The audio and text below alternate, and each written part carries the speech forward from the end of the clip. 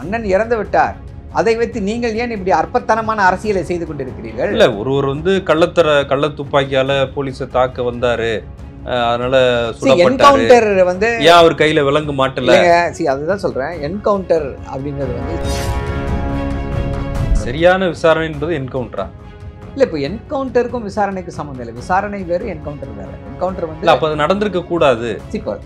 Encounter வந்து யாருமே வந்து என்கவுண்டர்களை வந்து நியாயப்படுத்த முடியாது. சென்னையில முக்கியமான ரவுடிகள் கிட்ட எல்லாம் பேச்சுவார்த்தை நடக்குதுன்னா செய்திகள் வருது.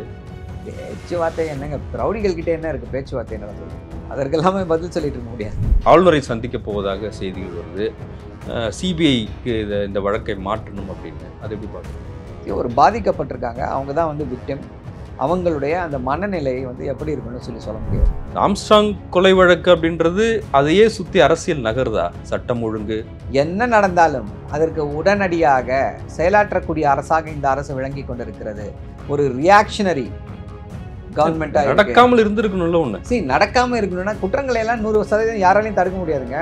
ட்ரம்ப்பே வந்து சுட்டுக்கொள்ள முயற்சிகள் நடந்துச்சு.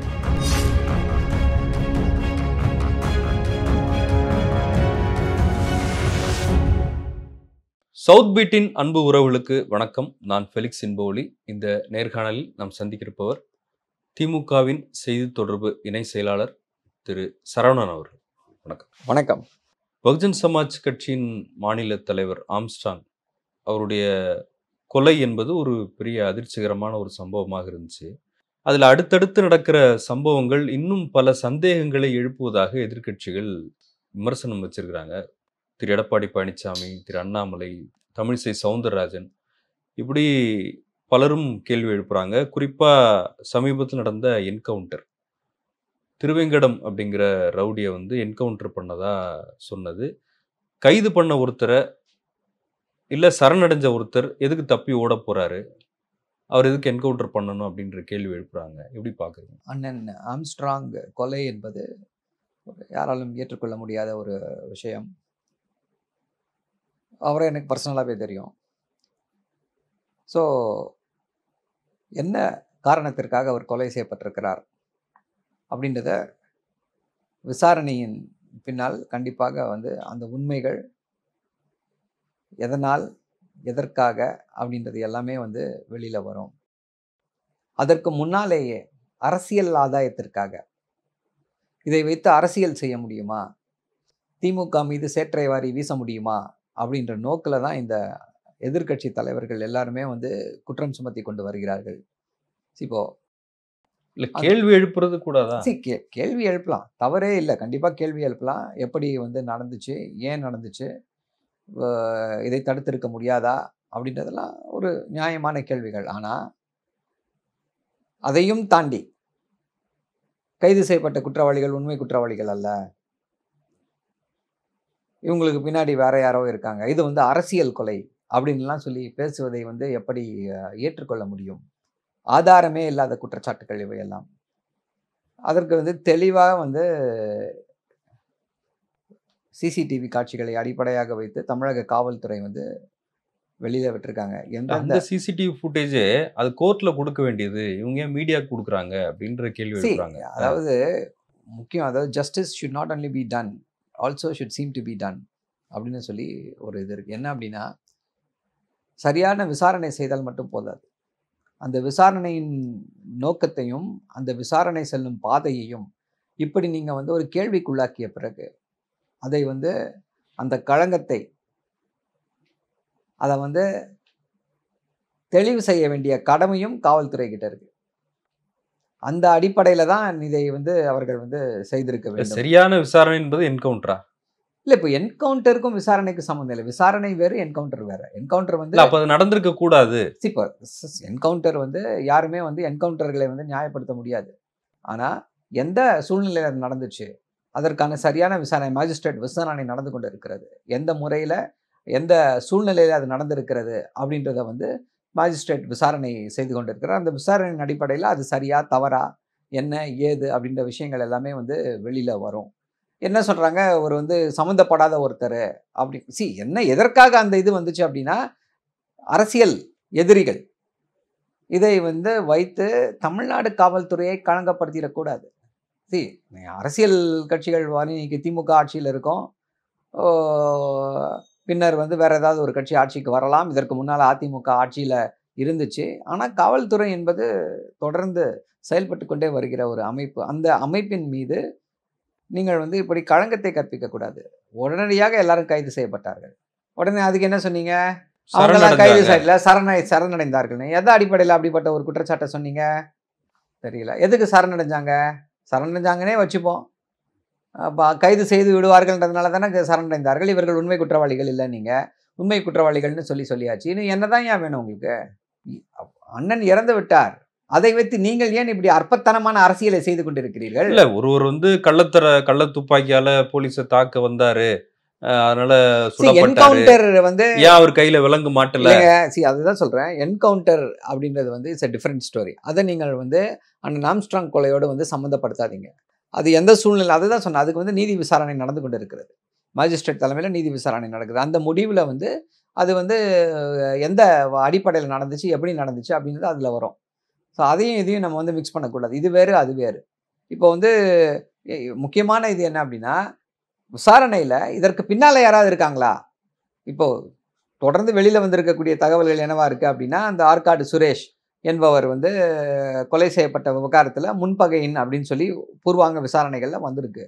இதையும் தாண்டி வேற யாராவது இருக்காங்களா அப்படின்றதெல்லாம் போக போக தான் தெரியும். விசாரணை தான் தெரியும். புதுசா மாற்றப்பட்டிருக்கிற சென்னை கமிஷனர் அருண் அவர் சொன்னாரு, ரவுடிக்கு எந்த லாங்குவேஜ் புரியுமோ அந்த லாங்குவேஜில் நாங்கள் வந்து பேசுவோம்னு சொன்னாரு. அந்த லாங்குவேஜில் அவங்கக்கிட்ட அணுகுவோம்னு சொன்னாரு.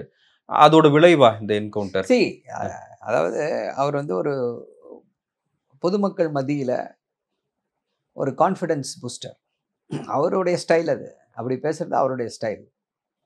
அந்த அடிப்படையில் அவர் வந்து பேசியிருக்காரு. நீங்க ஒரு வழக்கறிஞர், சட்டம்னு ஒன்று இருக்கு. அதுதான் சொல்றேன். நான் என்ன சொல்றேன், நீங்க எல்லாத்தையும் என்கவுண்டரோட முடிச்சு போடாதீங்கன்றேன். என்கவுண்டர் வந்து என்னவோ அதுக்கான விசாரணையில், நீதி விசாரணையில் அது சரியா தவறா எப்படி செய்யப்பட்டது என்பதெல்லாம் குறித்து நீதி விசாரணையின் முடிவில் வரும். நீங்கள் வந்து ஒரு கமிஷனர், புதிதாக பொறுப்பேற்றுக் கொண்டிருக்கக்கூடிய கமிஷனர், அவர் வந்து அவருடைய பாணியில், அது அவருடைய ஸ்டைலில் அவர் பேசுகிறாரு. அதை வந்து நீங்கள் எல்லாத்தோடையும் சேர்த்து முடிச்சு போடுவது எப்படி சரியாக இருக்க முடியும்? சென்னையில் முக்கியமான ரவுடிகள் கிட்டலாம் பேச்சுவார்த்தை நடக்குதுலாம் செய்திகள் வருது. பேச்சுவார்த்தை என்னங்க? ரவுடிகள் கிட்டே என்ன இருக்குது பேச்சுவார்த்தை நடத்துவதற்கு? சட்டத்தின் முன்னால் நிறுத்த வேண்டியதுதானே அவங்கள? இல்லை எல்லாரையும் கண்டிக்கிற ஒரு முயற்சி நடக்குது. இல்லை அதெல்லாம் தெரியல. அதெல்லாம் நீ வெறும் ஹேஷியங்கள் தான். அதற்கெல்லாமே பதில் சொல்லிட்டு இருக்க முடியாது. இப்போ ஆம்ஸ்ட்ராங் அவருடைய மனைவி ஆளுநரை சந்திக்க போவதாக செய்திகள் வருது. சிபிஐக்கு இந்த வழக்கை மாற்றணும் அப்படின்னு. அது எப்படி பார்க்குறீங்க? இல்லை பாதிக்கப்பட்டவர்கள் வந்து என்ன நிவாரணத்தை வேண்டுமானாலும் கோரலாம். அவர்கள் என்ன மனநிலையில் இருக்காங்க, அவர்கள் வந்து எப்படிப்பட்ட அந்த துயரத்தை அனுபவித்துக் கொண்டிருக்கிறார்கள் என்பது நமக்கு தெரியாது. பாதிக்கப்பட்டவர்கள் வந்து எந்த விதமான அது வந்து மாநில அரசின் மீது நம்பிக்கை இல்லைன்றதானே தெரியுது. அதான் சொல்றேன். நான் வந்து மற்றவர்கள் சொல்லும்போது அந்த குற்றச்சாட்டுகளுக்கு என்னால் பதில் சொல்ல முடியும். இப்போ திரு அண்ணாமலை வந்து சிபிஐ விசாரணை கேட்டார் அப்படின்னா அதற்கு என்னால் பதில் சொல்ல முடியும். திரு எடப்பாடி பழனிசாமி அவர்கள் வந்து சிபிஐ விசாரணை வேணும்னு கேட்டாங்க அப்படின்னா அதற்கு என்னால் பதிலை சொல்ல முடியும். ஒரு பாதிக்கப்பட்டிருக்காங்க, அவங்க தான் வந்து விக்டிம். அவங்களுடைய அந்த மனநிலை வந்து எப்படி இருக்குன்னு சொல்ல முடியாது. ஸோ அதை பற்றி கருத்து சொல்வது சரியா இருக்காது. ஆம்ஸ்ட்ராங் கொலை வழக்கு அப்படின்றது அதையே சுற்றி அரசியல் நகருதா? சட்டம் ஒழுங்கு அதை வைத்து எப்படியாவது அரசியல் லாபம் சம்பாதிக்க முடியுமா? திமுக மீது எதையாவது ஒரு தவறை கண்டுபிடித்து விடலாமா அப்படின்றத வந்து முயற்சி செய்து கொண்டிருக்கிறார்கள். அதுக்கு தான் தமிழ்நாட்டுடைய முதல்வர் வந்து ஒரு பதிலடியை கொடுத்திருக்கிறார். என்ன நடந்தாலும் அதற்கு உடனடியாக செயலாற்றக்கூடிய அரசாக இந்த அரசு விளங்கி கொண்டிருக்கிறது. ஒரு ரியாக்ஷனரி கவர்மெண்ட் நடக்காமல் இருந்திருக்கணும்ல. ஒண்ணு நடக்காம இருக்கணும்னா குற்றங்களை எல்லாம் 100% யாராலையும் தடுக்க முடியாதுங்க. ட்ரம்ப்பே வந்து சுட்டுக்கொள்ள முயற்சிகள் நடந்துச்சு. உலகத்திலேயே வந்து American president the most protected man. அவர் வந்து ஒரு எக்ஸ் அமெரிக்கன் பிரசிடென்ட்டு. அதோடு மட்டுமல்லாமல் தேர்தலில் போட்டியிடக்கூடியவர். அவர் மேலே அசாசினேஷன் அட்டெம்ப்ட், மயிரிலே உயிர் தப்பியிருக்காரு. ஸோ குற்றங்கள் எங்கே உலகத்தின் எந்த மூலையிலுமே சரி, குற்றங்களே நடக்க முடியாமல் தடுத்து விட முடியுமா அப்படின்னா கண்டிப்பாக முடியாது. அப்படின்னா உலகத்தில் வந்து அந்த வித்தையை கற்று வைத்திருந்தார்கள் அப்படின்னா, அதை தெரிந்து வைத்திருந்தார்கள் அப்படின்னா அந்த இதை எல்லாருமே வந்து ஃபாலோ பண்ண முடியும். எல்லா இடங்கள்லையுமே அது நடந்து கொண்டு தான் இருக்கிறது. ஸோ ஒரே கேள்விதான், என்ன சட்டம் ஒழுங்கு சரியா இருக்கா இல்லையான்றதுக்கு என்ன டெஸ்ட் அப்படின்னீங்கன்னா, ஒரு குற்றம் நடந்து விட்டது அப்படின்னா அதுக்கு ரெஸ்பான்ஸ் ரியாக்ஷன் எப்படி இருக்கு? லா என்ஃபோர்ஸ்மெண்ட் மெஷினரி கிட்ட இருந்தும் அரசு கிட்ட இருந்தும் இங்க வந்து ஏதாவது குற்றவாளிகள் பாதுகாக்கப்படுகிறார்களா? உண்மை குற்றவாளிகள் தப்புவிக்கப்படுகிறார்களா?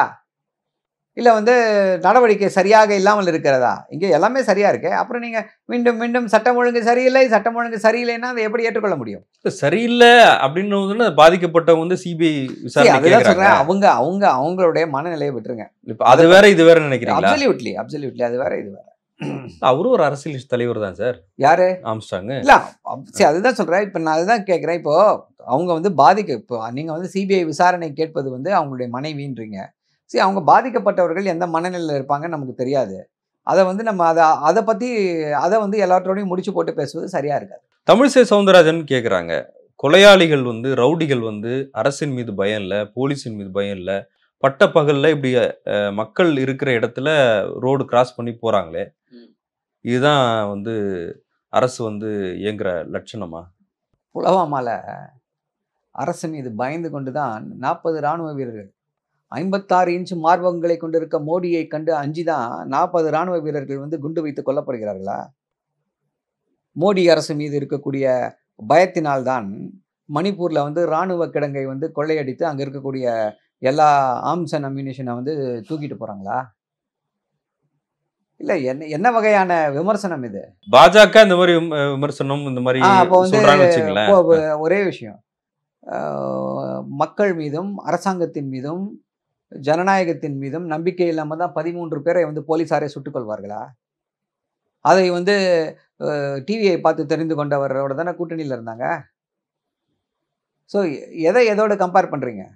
சார், நீங்க இப்ப அண்ணாமலைக்கு பதில் சொல்றீங்க, தமிழிசை சவுந்தரராஜன் பதில் சொல்றீங்க, எடப்பாடி பழனிசாமி பதில் சொல்றீங்க.